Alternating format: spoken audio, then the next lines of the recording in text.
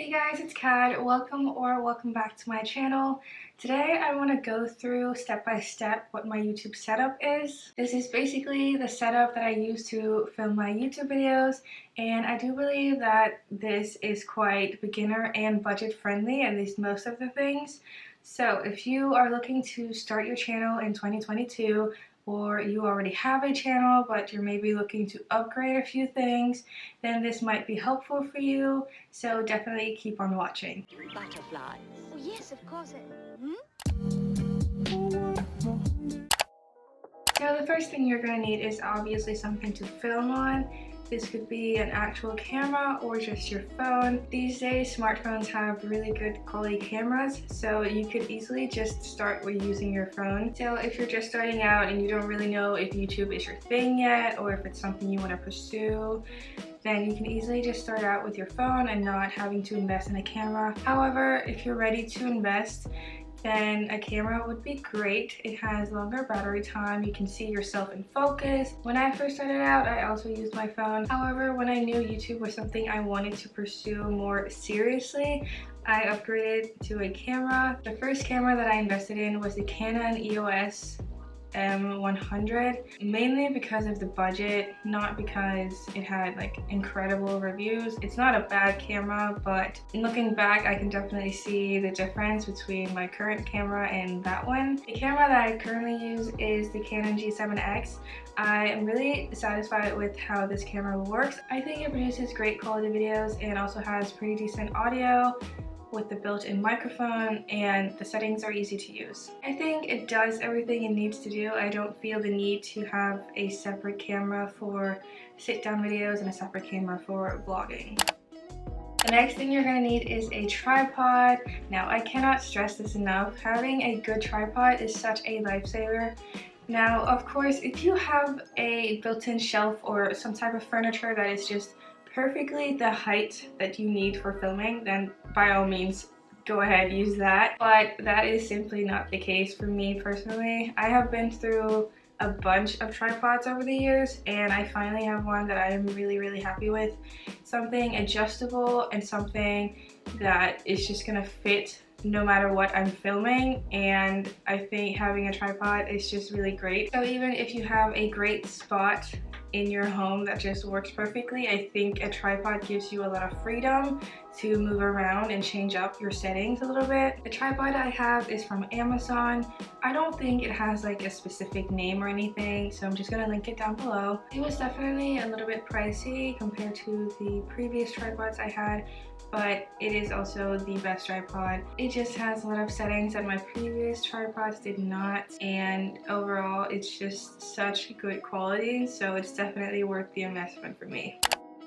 The next thing you might want to consider is getting a ring light. I think a ring light is super helpful to kind of help light up the room you're in as you're filming, because sometimes the natural light is simply not enough, or maybe the sun is setting and you still want to finish what you have started. You don't want to film a different day. Also, it makes you super flexible in terms of how and when you can film, because you're not limited to only the daylight, or maybe the lamps in your home are just not bright enough, or whatever it is. The next thing you might want to invest in is a microphone. Now honestly, I think this depends on the niche you have. If you are someone who does ASMR, or you are a podcaster, or something that is very audio based, it would make a lot of sense to have good quality audio. Unfortunately, I do not have a microphone that I can really recommend because I've never had a microphone. I currently just use the built-in microphone in my camera, and I think it works pretty well. I think my audio is still really decent. At least I've never been told Your audio is trash, get a microphone. So I'm assuming it's pretty decent, and I'm quite happy with how it turns out. The next thing you're gonna need is an editing software. If you already have an Apple product, you already have iMovie. iMovie is free to use, but if you want to invest, there are some really great ones like Final Cut Pro, there's Filmora, there's the Adobe Premiere Pro. I personally use Final Cut Pro. I think it's really easy to use. I think it's super simple to get a hang of it, and it was a great upgrade from using iMovie at first. I think having iMovie first was actually really helpful for me to really learn how to edit first and know how I like to edit. And then later on I did the free trial that Apple did, and that's when I decided to upgrade to Final Cut Pro. Again, this depends on the type of content you're making. If you make content that requires a lot of different special effects, then you probably might want to invest in a software that caters to that. But if your editing is very clean and very simple and you don't really need a lot going on, then you could probably do just fine with any free software out there. And the last thing on this list that you're going to need is yourself. And this might sound silly, but you can have all the tools in your toolbox, but if you don't know how to use them or you use them incorrectly, they're practically useless. And what I mean by this is you're gonna have to do the research to make sure you have the correct settings for whatever you're doing so it makes sense for your content. If you don't know how to edit or you're not super great, then definitely take the time and do your research and figure out what editing software would be useful for the type of content you make. Knowing how to use your softwares and how to use your settings and everything else is going to be so helpful in the long run, and it is definitely something I wish I had known before I started my channel. I wish I had known more about audio and settings and all these other things that I know now. I wish I had known then, because my beginning videos could have been so much better. I think we learn as we go, so definitely just get your hands onto it and start getting a feel for how everything works, and before you know it, you're gonna be a pro. And when I say you, I don't just mean you using the tools that we talked about throughout this video.